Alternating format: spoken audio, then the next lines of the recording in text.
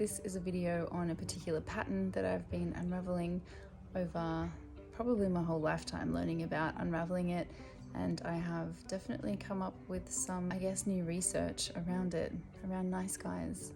And I'm speaking to nice guys because I'm on the other side of it, and this can also relate to, you know, nice girls or good girls, good boys, good girls, and this pattern that stems through life and society encourages and congratulates, and it's actually quite toxic and damaging. This may be a bit of an unpopular opinion, but I have enough experience, personal experience, so some of the stories that I will be telling do come from personal lived experiences. I might change the stories a little bit just so some people out there don't feel too exposed, but so be it if they are. I'm going to speak my truth, and hopefully this helps other people out there that are stuck in confusion or rewounded after a relationship is finished and kind of left wondering, what was that? What happened?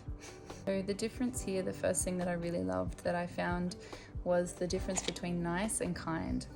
So you can be nice but not kind, and you can be kind but not nice. A nice person will act from self-interest.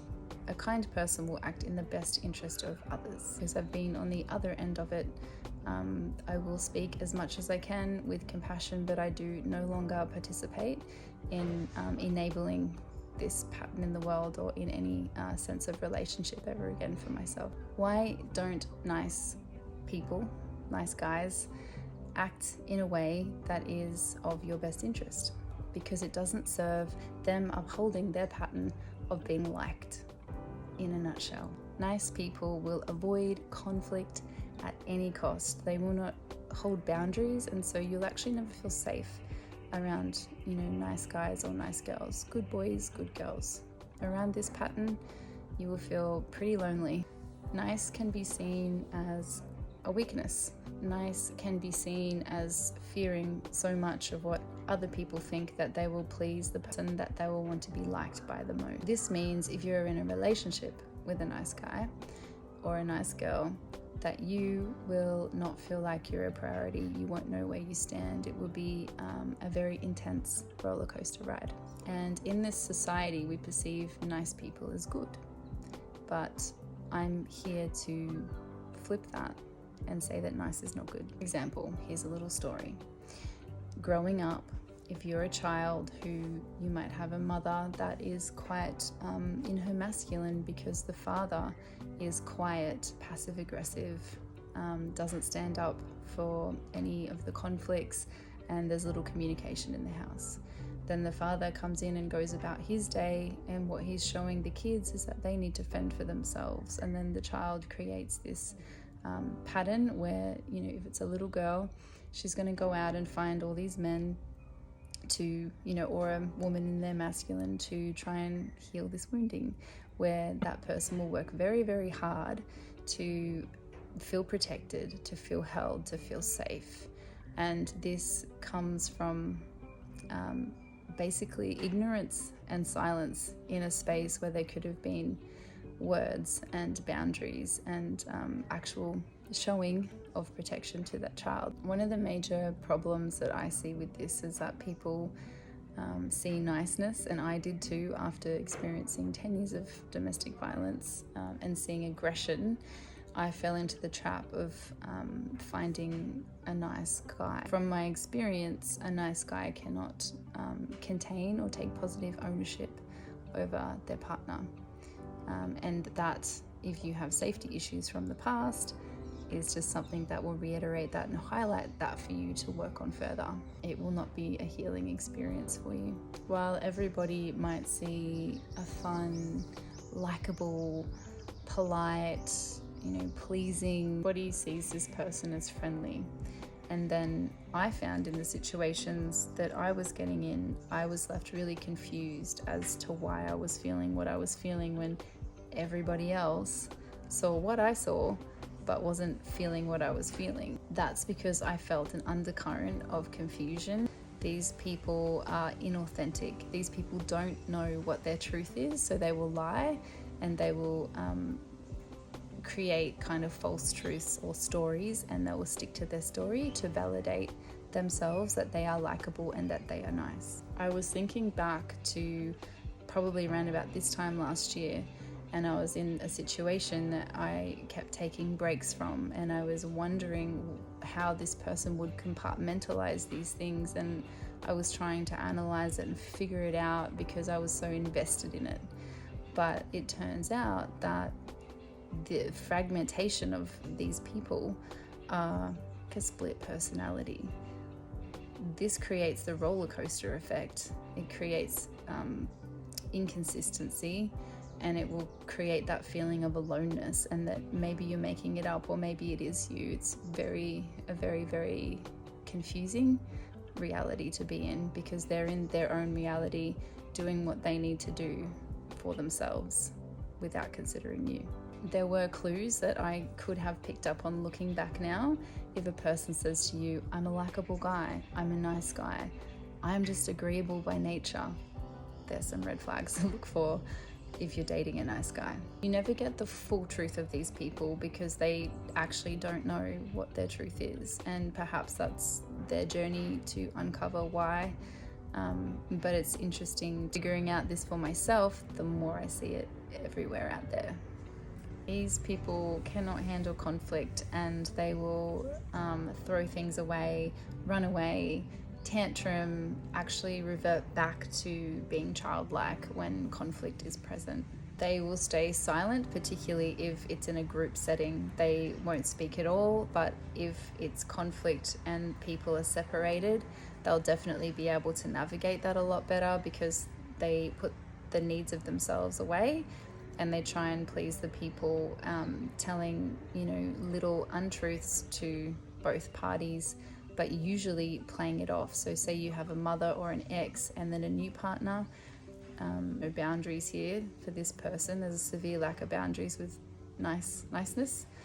And so that person will then put onto you that it's them doing it rather than them having an opinion or anything falling onto them. There will be a total lack of accountability. I noticed inauthentic traits, as I do in anybody, I will bring it to the light. So if you're saying something and doing something else, it can be highly actually triggering for me, and I'm very hyper vigilant to that behavior when somebody's not being authentic. So when I would call out these traits in the past, I would have abuse held onto me. I would be the one that was all of a sudden the bad guy, and I'm the unlikable one, and then I'm an easy target and I'm a scapegoat because everyone sees that person as the nice guy, and then they will try to put onto you all the things that you're not happy with, where there's all this undercurrent of dishonesty, lack of awareness, and outward blame. In the past, just going off a recent experience, I was called mentally ill. So this helps a nice person uphold a story that they remained the nice person, that they tried to help the mentally ill person. Whereas if I was mentally ill, I don't think that I would be a functioning single mother running a business. And the only reason why I got triggered in that situation was because it was extremely toxic and extremely unhealthy, and I was very unheard and invalidated. So I'm making this video particularly because I remember how that felt and how rewounding that was for me. And I really, really want people to understand that this is real. This is reality on niceness. Niceness is different to kind. Kind has empathy. Kind is loving. Kind has boundaries. But kind acts from love and from the benefit of others, as well as upholding that honoring of self. Whereas niceness doesn't have any of that. If you're a woman looking for safety, a nice guy is never going to protect you. They're never going to hold that space. They won't be able to contain you or take positive ownership over you. So you will never be able to soften into your feminine. And this goes the other way around. But the difference, I believe, is, and from what I've read about, is that nice guys, because the masculine, we look at it as from a masculine energy, is there to protect. The feminine is there to soften, to be in her flow, to be the feeling. And when it's a nice girl, there will be control, manipulation, things like that. But because the energies have different roles, I'm not trying to put this onto men. This is for women as well, but it's in a different context when you're talking to the different energy. So just wanted to clear that before I get lots of messages about it. If we think about those sayings, oh, nice guys finish last, or women always go for assholes, or maybe I need to be, treat them mean, keep them keen kind of thing. Nice guys finish last because they can't provide safety, because there's no boundaries. That's the simple answer to any time you hear someone say that. In my experience, when I've gone from, total aggression, domestic violence, into nice guys and falling for that trap, it has been just as rewounding, if not worse, because those people will stay with you even though they find all these problems with you. I have never, ever in my life struggled with insecurity, but in a recent situation I did. I actually struggled with insecurity because I couldn't see this pattern. It was so sneaky. I was gaslit all the time. I was put into situations where I would be triggered and literally be told, why can't everybody just get along? My ex didn't do this. You're so hard, you're too much, all of this stuff. But my boundaries are my boundaries, and I would find them being crossed in very, very sneaky ways. And I am very authentic and true to keeping myself safe, to upholding my boundaries and respecting myself. And it still got me. So it is very manipulative, and it is a very sneaky energy. I found myself becoming a lot more in my masculine when I didn't want to be. I would have to lead, and this is something that I don't mind doing, but it is something that when you're in leadership, when you're having to do that without being able to soften when you need to, it is it's highly disappointing, because when you're not feeling safe, you're going to have to fend for yourself. And then there's these behaviors that come out. You become hypervigilant. You start not having faith that that person can hold you. And so then starts a deterioration of the relationship. To be a woman and put in a position where you cannot soften or nurture makes you become hard. It makes you become harsh in what you say sometimes. So here is, it's conflicting, this part, because then people's triggers are triggering other people, but there's always a person who's going to walk away. There's always a person that says this is enough. There's always a person that's trying to communicate, and it's usually the one that's hypervigilant, the one that's been through more shit, and the one that's looking at themselves and taking accountability for their actions. Guarantee that if you're a woman looking to be in her feminine and looking for healing and a conscious, loving relationship, if you end up with a nice guy and falling into this trap, you will end up burnt out. Your nervous system will need a lot of rest and repair after coming out of something like this, and you're gonna have to be prepared to be the villain in the story and just leave it there. Yes, let them continue to be a nice guy. So part of this video that's important for me is to bring this out to the light, because it helps me to help others feel validated, and in a way that you don't have to feel alone or crazy for trying to communicate. If you're looking for a one-way street or a one-way relationship, these are the perfect people to choose for that. There's never any give and take, and if there is giving, it's always with strings attached. You'll always know what they've given you. Nice guys will want everything to run super smooth and to not be exposed, and so if you're the one that's doing this to them, they will want to get rid of you, but they won't know how. So you'll experience a lot of resentment and a lot of suppressed anger. You will feel it. You will feel it in the undercurrent, even though they're saying something completely different. This is why it's so draining. You have to be careful as well, because these people will isolate you if you don't uphold your boundaries or keep your friendships watered and, keep investing your energy in other relationships as well. One way to weed it out, if you're dating and you find a nice guy, is to just keep those connections, keep that support around you until you're sure, until you see some authentic action. A nice guy will act like a little boy when the first sign of conflict comes up, and a man will uphold his boundaries and provide that safe space for you to express, for him to express, and for you both to come to resolution.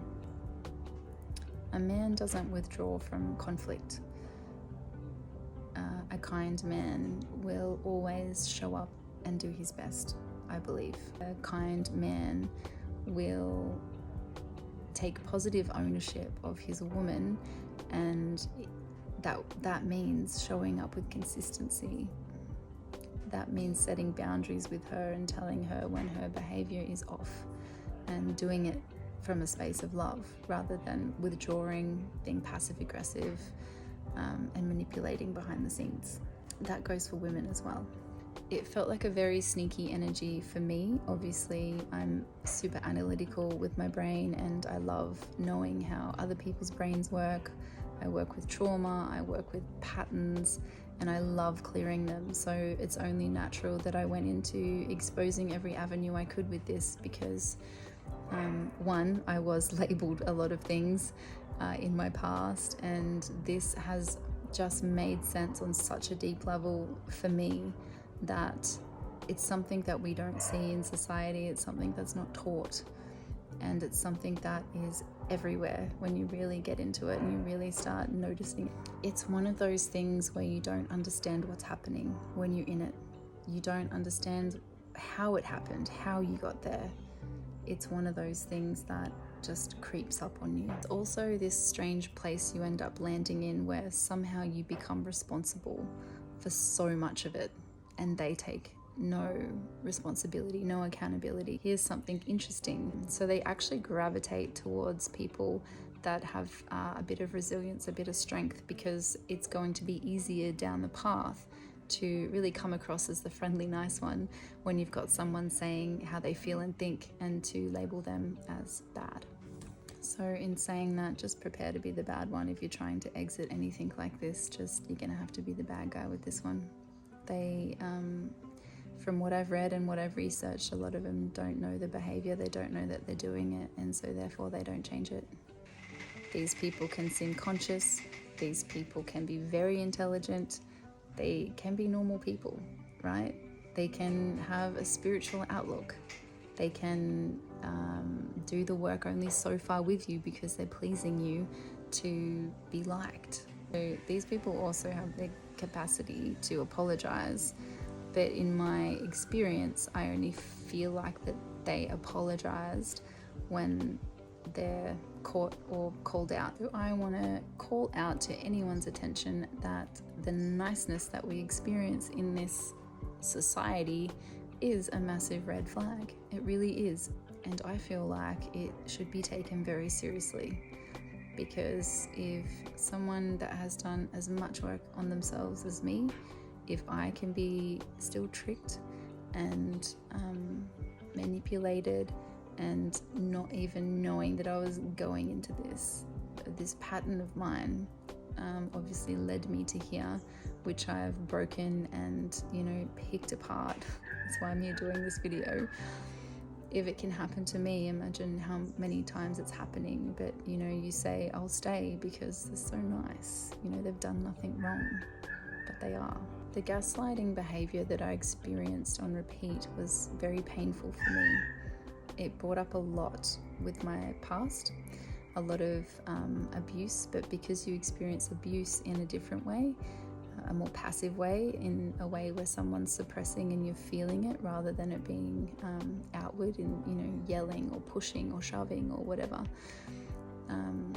it's still a form of abuse in my eyes. Something to remember is that a kind man acts with love. He will say the hard things, he will show up for you, and you will not be confused. A nice guy will run away when there's conflict. He will have tantrums. He will allow himself to get so triggered. You will always be the bad guy and always be the one that's trying to clean up the mess. A kind man will always do what is right and what is needed. And this goes the same for a woman, to really voice her boundaries, to let that man know where he stands. And this helps us also to, each other, to weed out what's real for us, what's right for us from the very beginning. Just because someone is a nice man, especially if you've experienced abuse, it can be really tricky to navigate.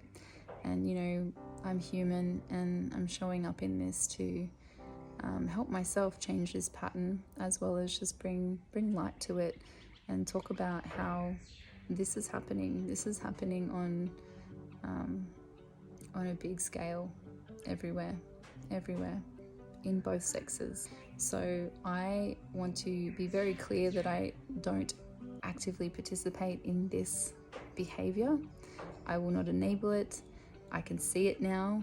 I've analyzed the shit out of it, and hopefully I've given some kind of context or light to other people, so other people can now navigate this in a way, or at least start to open your consciousness to this pattern, especially if you've been a people pleaser yourself, especially if you've been through abuse or domestic violence. It can be a very sticky trap. And I want to say that this video has been recorded with the intent of healing others, helping others to heal. This is not a video that is for destroying people or enabling destroying behavior. So with lots of love, let me know in private message or in the comments if you've experienced this, if any of this made sense. There's so much to it, but I've tried to condense this as much as possible by sending you lots of love. We're all human, we're all healing.